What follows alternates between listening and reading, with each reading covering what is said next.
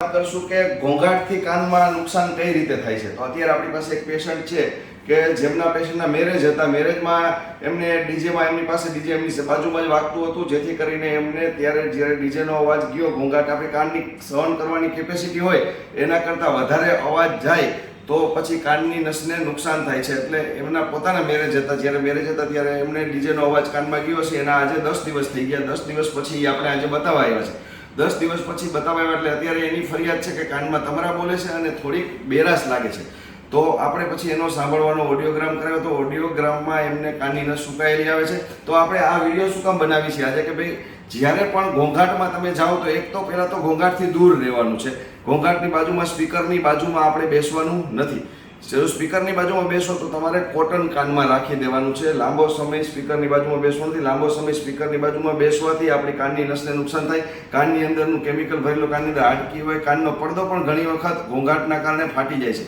તો સ્પીકરની બાજુમાં જનરલી બેસવું નહીં. ક્યાં પણ પ્રસંગમાં જાય તો સ્પીકરની બાજુમાં જનરલી બેસવાનું નથી. બેસો તો તમારે કોટન રાખવાનું છે. હા, ઘણી વખત એવું થાય કે આપણે પ્રસંગમાં ગયા અત્યારે આવા દર્દી ઘણી વખત ડીજેના કારણે આવે છે, ઘણીવાર ભજન સાંભળતા હોય ભજનના કારણે પણ આવે છે, ઘણીવાર આવા દર્દી દિવાળી ઉપર આવે છે. દિવાળી ઉપર ફટાકડો બાજુમાં ફૂટ્યો હોય અને એના કારણે પણ બેરાશ આવી ગઈ. પણ જ્યારે દર્દી અમારી પાસે આવે ત્યારે ઓલમોસ્ટ બધા દિવાળી ઉપર પ્રસંગ હોય. ઘણી વખત આવી રીતના ભાઈના પોતાના મેરેજ હતા તો એ કંઈ તરત બતાવવા આવી ના શકે, અઠવાડિયા પછી આવે. તો જ્યારે દર્દી અઠવાડિયા પછી આવે તો એમાં રિકવરી બહુ પછી આવતી નથી. એટલે જો આવું કાંઈ પણ થાય, ઘોંઘાટના કારણે કાંઈ પણ બેરાશ આવે તો એ જ દિવસે અથવા બીજે દિવસે તરત જ તમને જ્યારે ટાઈમ મળે ત્યારે તરત જ ડૉક્ટરને બતાવી દેવું જરૂરી છે.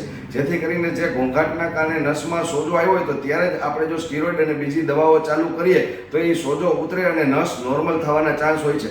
પણ જો તમે દિવસો કાઢી નાખો તો પછી જે નસનો સોજો મેળાએ ઉતરે તો એના કારણે નસ સુકાઈ જાય છે. નસ સુકાઈ જાય તો પછી આપણને એમાં કોઈ દવાથી કોઈ પ્રકારનો ફાયદો થતો નથી. તો એક જ વસ્તુ યાદ રાખો કે પહેલી વસ્તુ એ યાદ રાખો કે ઘોંઘાટમાં જવાનું નથી. જો ઘોંઘાટમાં જાઓ તો કોટન રાખવાનું છે અને દૂર બેસવાનું છે ઘોંઘાટથી. અને જો ભૂલથી પણ બેસાઈ જાય અને ત્યારે તમારા કાનમાં ધાક પડી જાય કે તમરા બોલે તો તરત જ એ જ દિવસે અથવા બીજા દિવસે કાનના ડૉક્ટરને તરત બતાવી દેવાનું છે અને તરત જ દવા લઈ લેવાની છે. નહીંતર કાનની બેરાશ પરમેનન્ટ રહે અને તમરા પણ પરમેનન્ટ રહેવાની શક્યતા હોય છે. નમસ્તે, ધન્યવાદ.